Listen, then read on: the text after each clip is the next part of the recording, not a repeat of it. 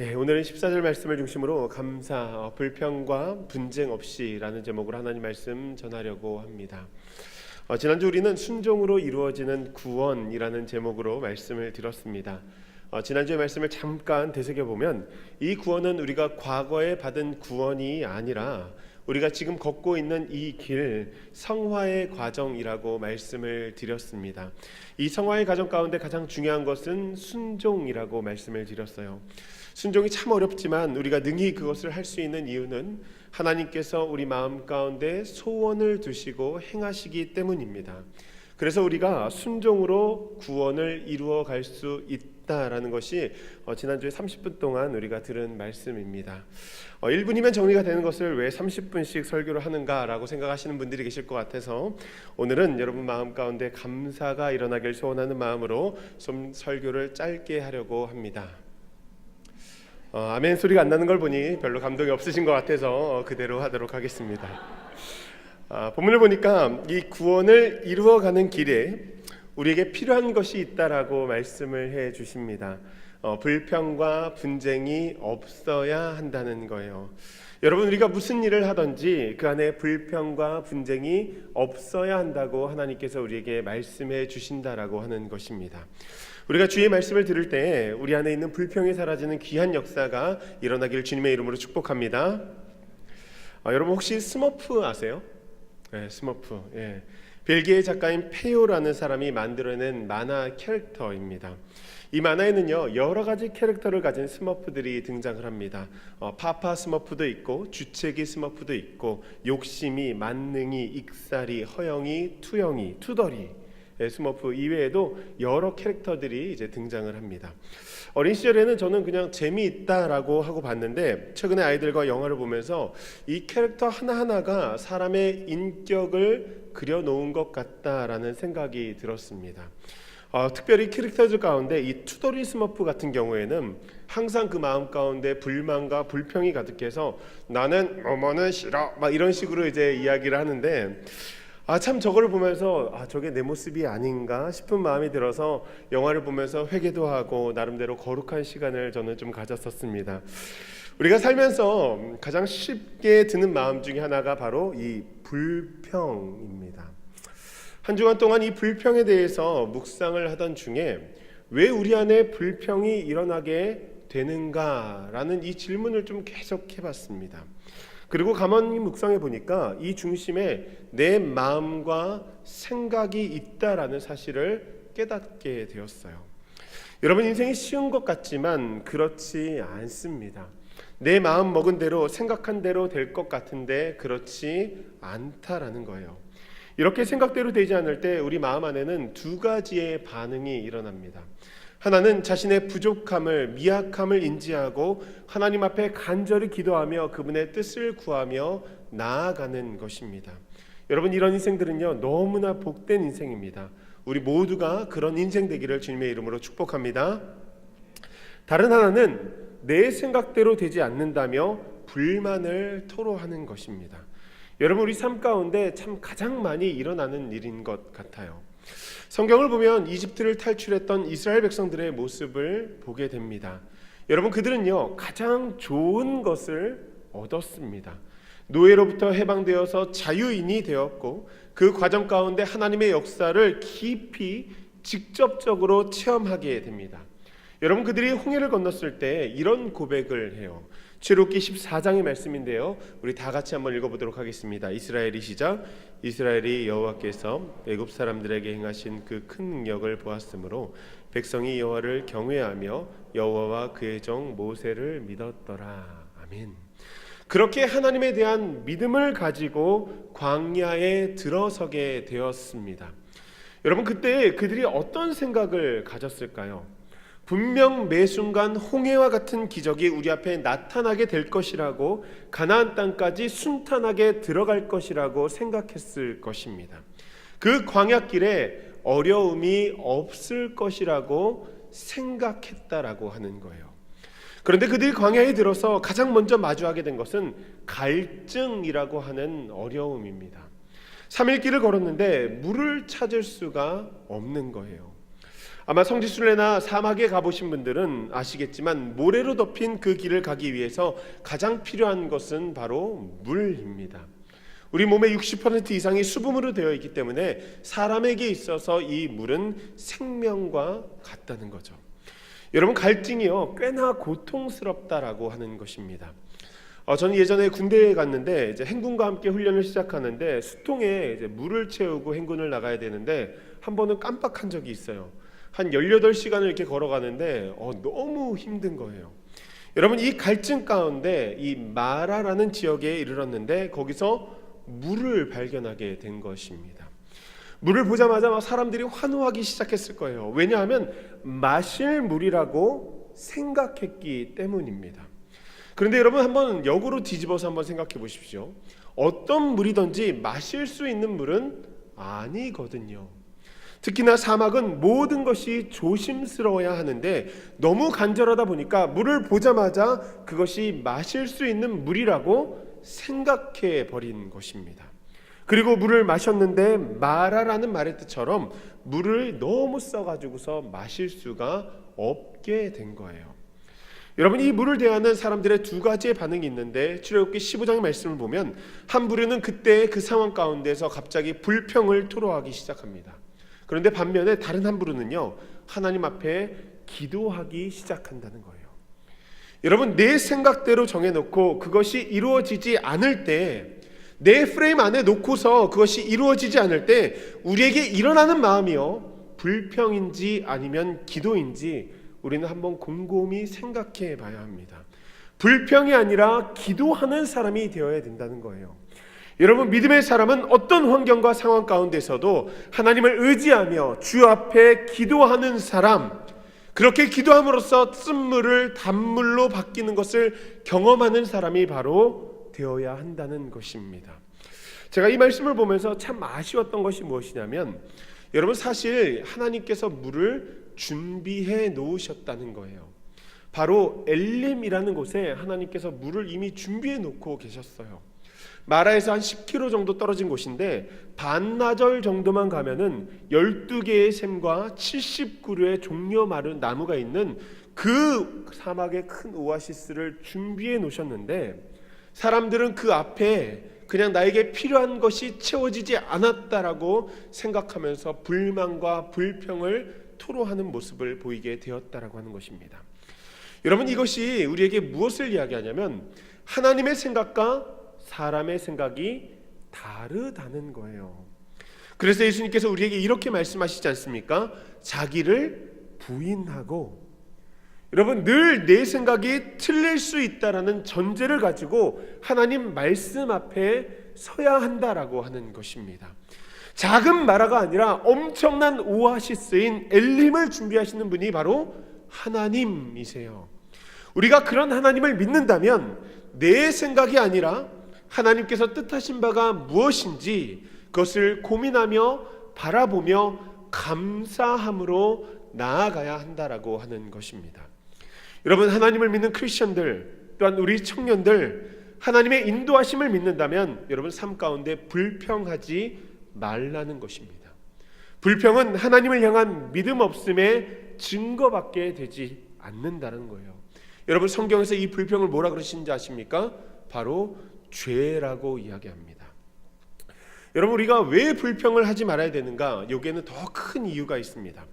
불평은 하나님을 믿지 못하는 죄로부터 시작되는 것이기 때문에 이 죄는 확장성을 가지고 있습니다.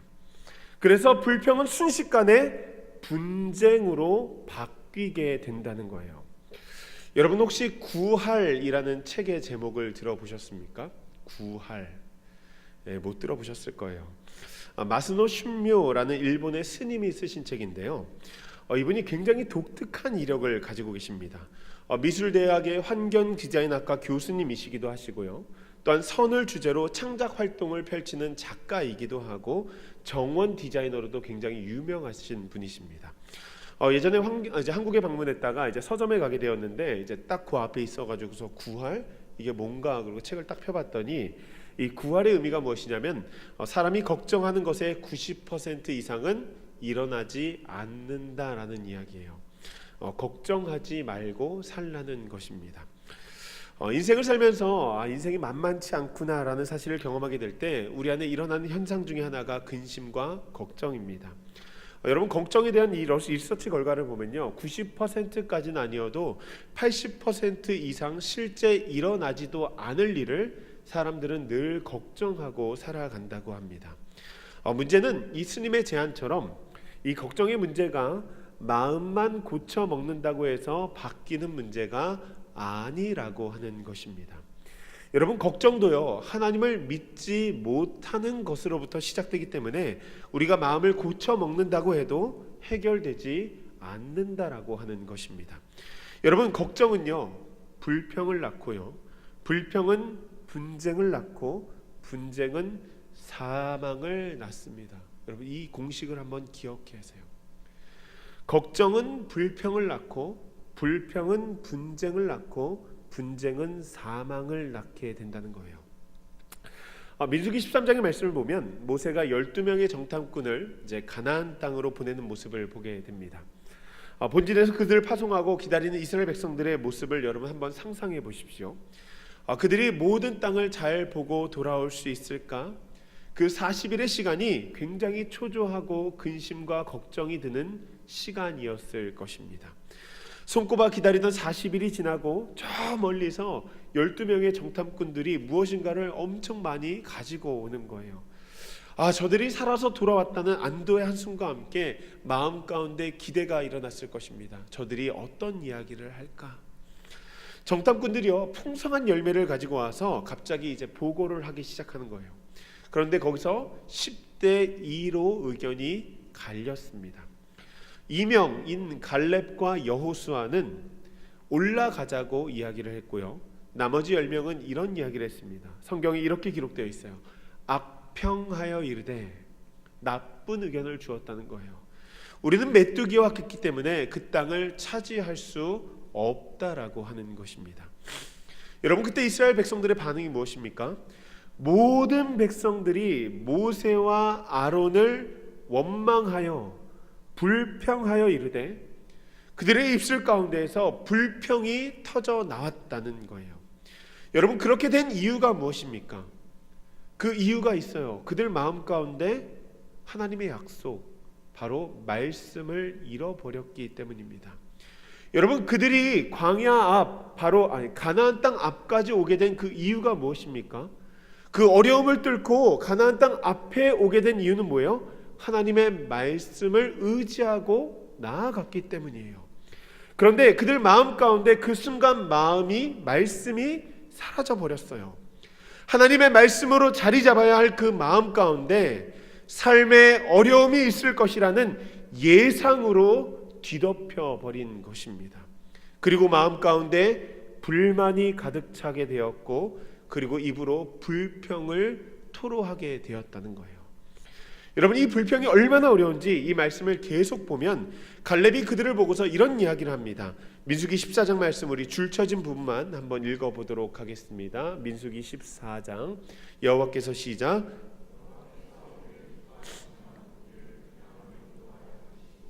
그 땅을 우리에게 주시리라. 다만 여호와를 거역하지는 말라. 또 그 땅을 백성을 두려워하지 말라. 그들은 우리의 먹이라. 아멘. 여러분, 이 말씀이요, 갈렙의 이야기가 아니라 사실 하나님의 약속입니다. 갈렙이요, 그들에게 그 언약의 말씀을 리마인드 한 거예요. 그런데 그들이 보이는 반응이 무엇입니까? 10절 말씀에 보니까 온 회중이 그들을 돌로 치려 했다라고 기록을 하고 있어요. 죽이려고 했다는 것입니다. 여러분, 너무 무섭지 않습니까? 아직 일어나지도 않을 일을 사람의 생각으로 상상하고 평가하고 판단해서 마음 가운데 불만을 가지고 불평하고 그것을 분쟁으로 만들어 무참히 살인까지도 행하게 만들었다라고 하는 거예요. 여러분, 불평은요, 생명이 아니라 분쟁을 통해서 죽음으로 우리를 이끈다라고 하는 것입니다. 그 근본의 뿌리가 죄이기 때문에 여러분, 나아가는 방향은 사망일 수밖에 없다라고 하는 사실입니다. 그래서 하나님께서 우리에게 뭐라고 말씀하세요? 불평하지 마라. 하나님께서 얼마나 이것을 중요하게 생각하시는지 이 불평하는 자의 마지막에 대해서 이렇게 말씀을 하십니다. 고린도전서 10장 10절의 말씀인데 우리 한번 같이 읽어볼까요? 시작. 그들 가운데 어떤 사람이 원망하다가 멸망시키는 자에게 멸망하였나니 너희는 그들과 같이 원망하지 말라. 멸망하였나니, 여러분 불평하다가 멸망했다는 거예요. 야고보서의 말씀을 우리에게 이렇게 선포합니다. 형제들아 너희가 불평하지 말라. 그리하여 심판을 면하리라. 보라 심판주가 문 밖에 서 계시니라. 하나님은요, 하나님을 바라보지 않고 자신의 생각에 사로잡혀서 매일같이 불평하며 살아가는 그 사람들, 그 죄를 분명하게 심판하시겠다고 말씀하신다는 것입니다. 하나님에 대한 믿음을 가지고 여러분들의 그 마음을 지키라고 오늘 말씀하고 계시는 거예요. 그럼 어떻게 해야지 이 불평과 불만을 잠재울 수 있을까요? 간단합니다. 믿음을 가져야죠. 믿음. 네. 하나님을 자꾸 묵상하는 거예요. 그분이 어떤 분이신가? 우리의 삶 가운데 그 말씀을 통하여서 하나님을 자꾸 묵상하며 나아가는 것입니다. 여러분, 하나님은요 전능하신 분이십니다. 한번 시공간을 뛰어넘어서 움직이시는 그분의 활동을 한번 상상해 보세요. 아브라함에게 나타나셔서 나는 전능한 하나님이라 라고 말씀을 하시잖아요. 수천 년 전 아브라함에게 나타나셨던 그 하나님이 시간을 뛰어넘어 바울에게 나타나시고 또 그 시간을 뛰어넘어 오늘 우리에게 나타나신다는 것입니다. 그냥 say hi, 나 여기 있어 라고 이렇게 말씀하시는 것이 아니라 내 능력을 덧입어서 살아가라고 친히 우리에게 예수 그리스도 또한 성령님을 보내신 분이 바로 그분이세요. 그 영을 우리 마음 가운데 보내사 예수 그리스도의 부활의 그 십자가의 사건과 부활을 믿게 하시고 하나님을 아바, 아버지라고 부르게 하신다라고 하는 것입니다. 여러분, 그 아버지께서 얼마나 좋은 것을 주시겠어요? 한번 가만히 상상해 보십시오. 저는 이제 딸이 둘이 있는데 그 아이들을 볼 때마다 참 마음이 기뻐요. 정말 잘 자라고 있구나. 또 말을 조금 안 들어도 또 말 잘하면 또 듣고, 그러니까 얼마나 제 마음 가운데 깊은지 모릅니다. 누가복음 15장에 보면은 그 탕자 이야기 나오잖아요. 탕자가 돌아올 때 살찐 송아지를 잡았다라고 이야기하는데, 만약에 우리 아이들이 원한다면 매일같이 살찐 송아지를 잡아주고 싶은 그 마음이 제 마음 가운데 있어요. 여러분, 사람인 아버지의 마음도 자녀를 생각할 때 그렇게 주고 싶은데 하나님의 마음은 여러분 어떠실까요? 그래서 그분이 우리에게 종종 이런 말씀하시잖아요. 수고하고 짐진 자들아 다 내게로 오라. 내가 너희를 쉬게 하리라. 내가 모든 것을 지고 가겠다는 거예요. 내가 너와 늘 동행하겠다라고 말씀하시는 것입니다. 여러분, 그런데요, 우리는 늘 그분을 바라보지 않는다라고 하는 것입니다. 그분이 나와 함께 계시는데 그분의 인도하심을 바라보지 못한 채 늘 내 생각에 사로잡혀서 불만과 불평으로, 분쟁으로 우리의 인생을 죽음으로 이끌고 있는 것이 바로 우리의 모습이라고 하는 거예요. 여러분, 한번 가만히 생각해 보십시오. 제가 이 불평에 대해서 묵상하던 중에 이런 생각이 들었어요.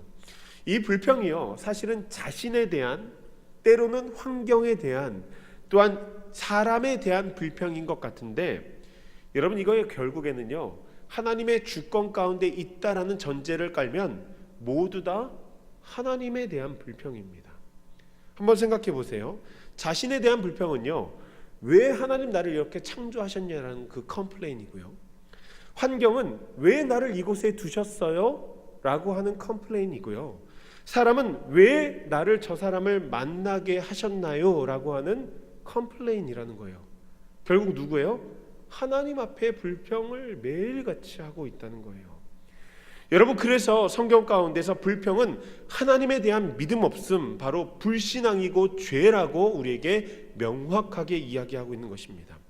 오늘 우리의 삶 가운데 끊어야 될 것이 있다면 바로 불평이라는 거예요. 하나님께서 오늘 우리에게 말씀하십니다. 불평과 분쟁 없이 살아라. 여러분, 그런 인생 사는 우리 모두가 되길 주님의 이름으로 축복합니다. 그럼 이것이 사라지게 되면 우리 안에 어떤 마음이 남게 되는가? 하나님께서 말하시는 그 삶은요, 우리 한번 따라해 볼까요? 감사하며 삽시다. 네, 우리 옆 사람 보면서 믿음으로 선포합니다. 감사하며 삽시다.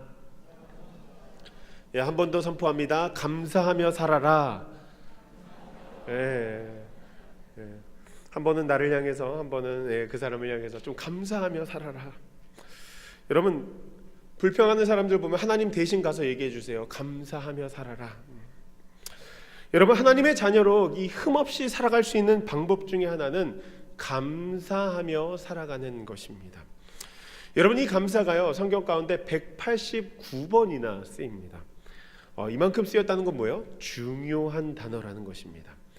우리가 잘 아는 믿음의 사람들은요, 다 감사하는 사람들이었어요. 대표적으로 여러분들이 잘 아시는 이 다니엘 한번 생각해 봅시다.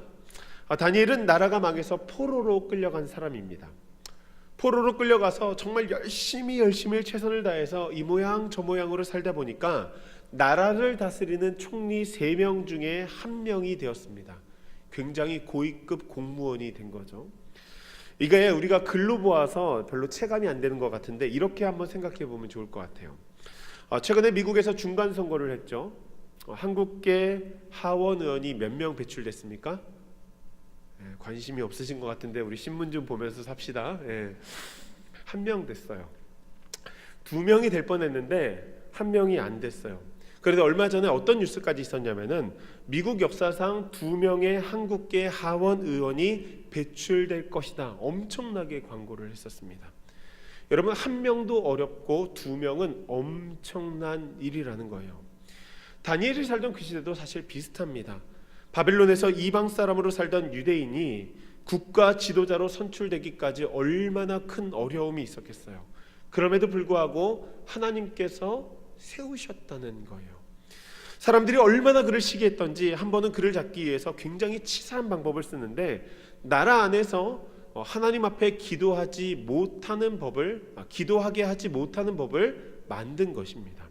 그러니까 오늘날로 이야기하면 여러분 습관적으로 밥상 앞에 앉아서 기도하다 보면 잡혀갈 수 있는 거예요.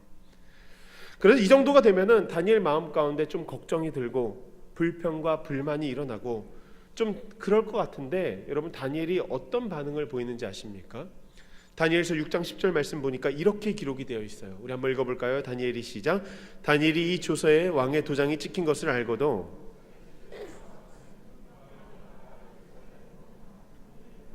전에 하던 대로 하루 3번씩 무릎을 꿇고 기도하며 그의 하나님께 감사하였더라. 아멘. 뭐라 그래요? 그의 하나님께 감사하였더라. 여러분, 이것을 통해서 우리가 알 수 있는 건 무엇입니까? 감사는 상황에 대한 감사가 아니라는 거예요. 하나님께서 모든 것을 이끄셔서 지금까지 오게 되었으니 그 인도하심 가운데 모든 것을 맡긴 것입니다. 선하신 그분께서 모든 것을 이끄실 것이기 때문에 나는 주만 바라보면서 하나님 앞에 시선을 맞추고 매일같이 감사하면서 나아가겠다라고 하는 결단의 기도가 바로 이 다니엘의 말씀이었다라는 거예요. 여러분, 하나님께서 오늘 우리에게 말씀하시는 것이 무엇이냐면 감사를 매일같이 결단하고 살아가라는 것입니다.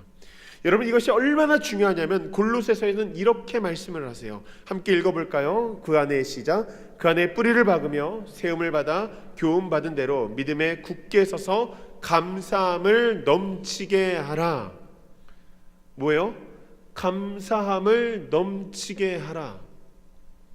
여러분, 우리 종종 기도할 때 성령 충만하게 하여 주시옵소서라고 기도하죠.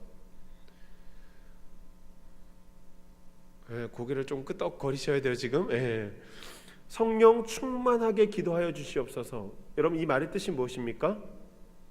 가득 차 있다는 거예요. 성령으로 가득 차기를 원한다는 것입니다. 그런데 오늘 감사를 어떻게 하라 그래요? 감사가 넘치게 하라. 뭐요? 충만을 넘어서게 하라는 것입니다. 여러분, 감사가 흘러 넘치는 삶 뭘까요? 선한 감사의 영향력을 미치며 살아가라고 우리에게 말씀하시는 거예요. 왜 그럴까요? 하나님께서 선한 분이시고 하나님의 나라로 인도하시기 때문에, 여러분, 우리가 그렇기 때문에 그 하나님을 바라보면서 감사하며 살아야 된다라고 하는 것입니다. 말씀을 마무리하려고 합니다. 여러분 아시다시피 오늘은 추수감사 주일입니다. 1년에 한 번뿐인 이 절기를 생각하면서 한 주간 동안 감사에 대해서 묵상을 하던 가운데 이런 생각이 들었습니다.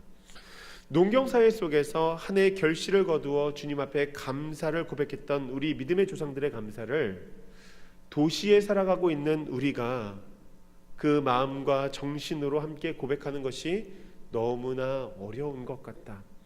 그나마 우리 아버지 세대들은요, 도시화되어지는 과정 가운데 있었기 때문에 어린 시절이라도 농사의 경험을 가지신 분들이 좀 있습니다. 그래서 추수감사라고 했을 때 어렴풋이 자신의 어린 시절의 기억을 더듬어서 그 의미를 생각하면서 감사할 수 있다는 거예요. 문제는 우리들입니다.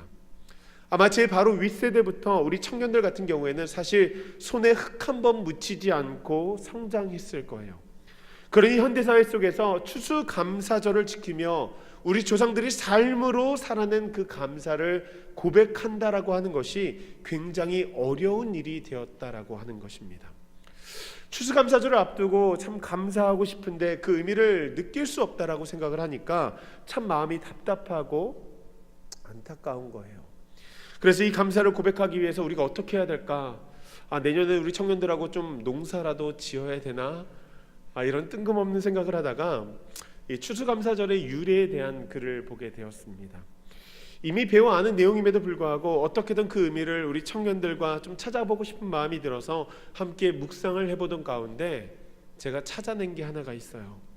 무엇이냐면 감사가요, 이 추수감사가 한 해의 추수의 결실에 있지 않다라고 하는 것입니다. 그들이 풍성한 추수를 얻어서 감사한 것이 아니라는 거예요. 1920년 영국의 청교도 120여 명이 종교의 자유를 찾아서 메이플라워에 몸을 실었습니다. 긴 시간 항해를 거쳐서 매사추세츠 연안에 도착을 했는데 당시 그들을 맞이한 것은 강풍과 눈보라치는 혹독한 추위와 질병과 식량 부족, 원주민들의 냉대, 거할 집 하나 없는 절박한 상황이었다고 합니다. 결국 그의 겨울을 나면서요, 절반가량이 목숨을 잃게 되었어요. 그럼에도 불구하고 더 슬픈 것이 무엇인지 아십니까? 인디언들에게 사람의 수가 적어지는 것이 알려지면 위험했기 때문에 자신의 가족과 동역자들을 보내면서도 장례도 제대로 치르지 못했다고 합니다. 그렇게 혹독한 겨울을 보내고 인디언들과 화친을 맺고 어떻게든 살아보고자 하는 마음을 가지고 땅을 개간하고 나무를 베어서 교회와 집을 짓고 농사를 지었는데 첫 해의 농사가 우리 세상 말로 망한 거예요. 손 안에 결실이 별로 없는 것입니다. 그런 상황 가운데서도 내가 밭에서 내 곡식을 거두어 오는 연말에 수장절을 지키라 라는 하나님의 말씀을 기억하며 정말 손 앞에 있는 그 보잘것없는 수확에도 지금까지 하나님 인도하신 그 하나님에 대한 감사의 마음을 가지고 예배를 드린 것이 바로 우리가 오늘 지키는 추수감사절의 유래입니다. 1년 동안 수고하여 거둔 것이 정말 풍족하여서 하나님 앞에 드리고 이웃과 나눈 것이 아니라 정말 보잘것없는 것인데도 내가 이것을 거두기 위해서 한 해 동안 이렇게 고생을 했는가? 라는 불평이 나올 만큼 그 어두운 현실 앞에서 하나님 앞에 감사하며 예배했다는 거예요. 그리고 그 적은 양의 곡식을 나누며 하나님의 선하심을 기뻐했다라고 하는 것입니다. 여러분, 이것은 사실 어떤 추수, 무엇을 얻었다기보다 오늘까지 나를 인도하신, 내가 예배할 수 있도록 나의 생명을 연장시켜 주시고 지금까지 아무 탈 없게 인도하여 주신, 지금까지 공급하시고 우리를 지켜주신 그 하나님에 대한 고백이었다라고 하는 것입니다. 여러분, 이것이 바로 이 본질적인 감사의 의미라고 하는 것입니다. 우리의 삶은 불평이 아니라 감사로 채워져야 된다는 거예요. 저는 최근에 금요일에 우리 성경 공부하는 청년들과 함께 하루에 5개씩 감사 제목을 나누고 있습니다. 카톡이에요. 저녁이 되면요 매일같이 그 감사가 5개씩 올라와요. 근데 올라오는 감사 제목을 보면요 상황이 하나같이 불만스러울 것 같거든요. 불평할 만해요. 그런데도 어떻게든 하나님 앞에 그 상황을 붙잡고 감사를 고백하는 거예요. 지난 금요일에는 첫눈이 왔어요. 예상치 못하게 눈이 많이 와서 아마도 다들 많이 고생하셨을 거예요. 적게는 2시간에서 많게는 12시간 걸려서 집에 들어가신 분들, 사실 이 정도면 불평할 만하거든요. 그런데 이런 감사가 올라오는 거예요. 3시간 걸려 집에 도착하게 하심에 감사, 따뜻한 방을 주심에 감사, 이제 마음 놓고 쉴 수 있음에 감사. 어떤 집사님은요 12시간 걸려서 집에 돌아왔는데 그에 대한 감사가 있고요, 어떤 집사님은요 암이 걸려서 수술을 앞두고 있는데도 하나님의 인도하심에 대한 감사가 매일같이 고백되어지는 것입니다. 여러분, 어떻게 그 마음 가운데 이런 일이 일어날 수 있을까요? 그것은 바로 우리를 인도하시는 그 하나님을 깊게 묵상하는 거예요. 매일같이 하나님을 묵상하다 보니까 그 하나님에 대한 감사로 마음이 채워지는 것입니다. 오늘 하나님께서 우리에게 말씀하세요. 불평이 아니라 감사다. 감사하며 살자. 여러분, 내가 생각하기에 무엇인가 베럴 라이프가 있을 것 같아요. 그런데 여러분, 하나님의 전능하심, 하나님의 그 완전하심을 좀 믿어보시길 바랍니다. 하나님께서 지금 우리에게 가장 좋은 것을 가장 적절한 때에 최고의 것을 공급하시고 인도하고 계시다라는 거예요. 여러분, 우리가 그것을 믿음으로 나아가야 된다는 것입니다. 여러분, 오늘 말씀을 통해서 그것을 깨달았다면 우리가 이렇게 결단하면 좋겠습니다. 하나님, 내가 그런 감사의 삶 살기를 원합니다. 내 안에 불평과 불만이 끊어지게 하시고 주님만 바라보며 믿음으로 감사하며 살아갈 수 있도록 하나님 도와주시옵소서. 여러분, 그렇게 다시 1년 내게 주어진 모든 것에 감사하며 살아가는 우리 청년들 또한 주의 백성들 되기를 주님의 이름으로 축복합니다. 우리 시간에 함께 좀 찬양했으면 좋겠는데요, 감사의 시험이 닥쳐올 때에 하나님께서 인도하시니 감사합니다. 우리 함께 고백하며 나아가도록 하겠습니다.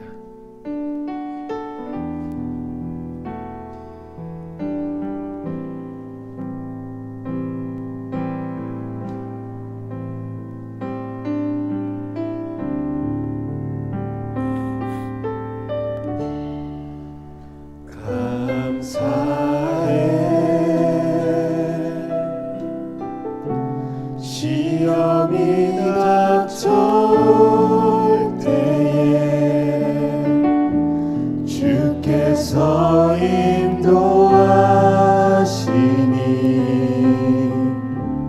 두려움 없네. 또 감사해.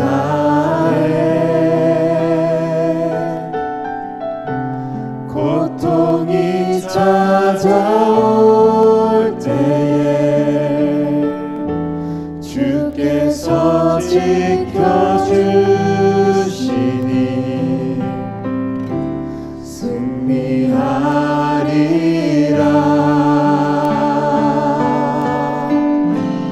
나의 모든 생활 속에서 주님이 함께하시니 주님의 성령 나를 인도하시니 시험이 날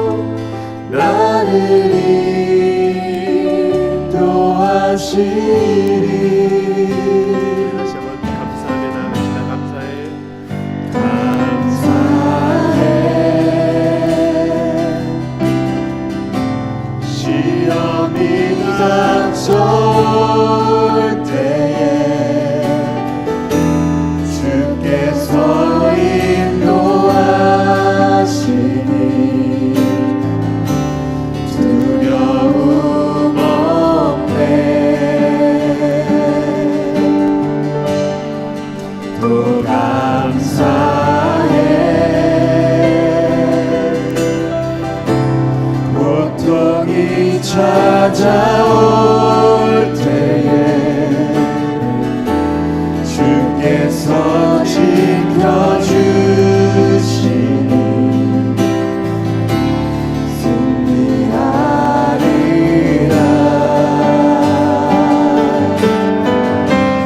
나의 모든 생활 속에서 주님이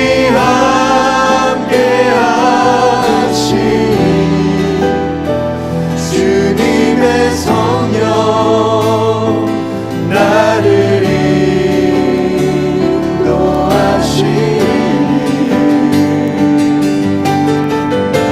시험이 나를 찾아올 때 주님 지켜주시니 주님의 성령 나를 인도하시니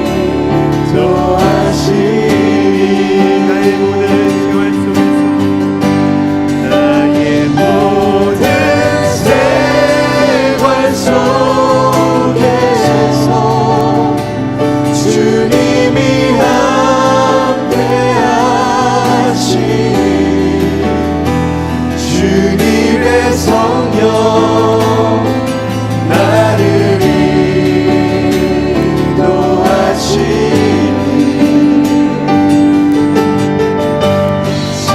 시험이 나를 찾아올 때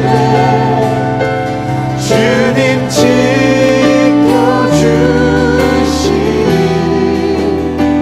주님의 성령 나를 인도하시니. 우리 시간 함께 기도하며 나아갑시다. 하나님께서 오늘 우리에게 말씀하시는 것이 무엇입니까? 불평이 아니라 감사라는 것입니다. 하나님 아버지, 내 생각대로 불평하며 불만을 가지고 매일같이 하나님 원망하며 살아가는 인생이 아니라 하나님 앞에 늘 감사하며 하나님 고통이 찾아올 때에도 시험이 찾아올 때에도 주님 나와 함께 하심을 바라보며 그것을 믿으며 감사하는 사람들 되어줄 수 있도록 하나님 도와주시옵소서. 우리 함께 기도하며 나아가도록 하겠습니다. 기도합니다. 사랑과 내가 많으신 아버지 하나님, 정말 감사하며 살아가길 소원합니다. 하나님, 감사가 흘러넘치게 하라고 우리에게 말씀하여 주님 아버지, 우리 마음 가운데 있는 것이 무엇입니까? 매일같이 아버지 죄로 가득 차 있어서 불평과 불만으로 우리의 마음을 아버지 하나님 주의 성령으로 모든 것을 태워주시옵소서. 아버지 하나님, 우리 마음 가운데 감사가 일어나게 하여 주시옵소서. 하나님, 나와 동행하시고 나와 인도하신다라는 그 사실을 저희가 늘 바라보며 나아갈 수 있도록 하나님 도와주시옵소서. 하나님 아버지, 우리는 늘 미안합니다. 하나님의 인도하심을 바라보고 나가도 내 생각에 갇혀서 불평과 불만으로 하나님 얼마나 내가 얼마나 많은지 하나님, 우리의 마음 가운데 감사가 회복될 수 있도록 하나님 도와주시옵소서. 하나님, 주님 앞에 시선을 맞추게 하여 주시고 하나님 진정으로 하나님을 바라보며 정말 그 감사의 회복을 얻으며 매일같이 기쁨으로 살아갈 수 있도록 아버지 하나님 도와주시옵소서. 하나님, 그것이 복된 인생일 것입니다. 하나님, 우리에게 그 복을 주신다라고 말씀하셨사오니 다시 한번 우리가 마음 가운데 결단하며 나아갑니다. 주님 역사하여 주시옵소서. 시험이 나를 찾아올 때, 고통이 나를 찾아올 때 하나님 늘 나와 함께 계시고 하나님 나의 짐을 지어주신다라고 말씀하셨습니다. 하나님 아버지, 하나님 아버지 도와주시옵소서.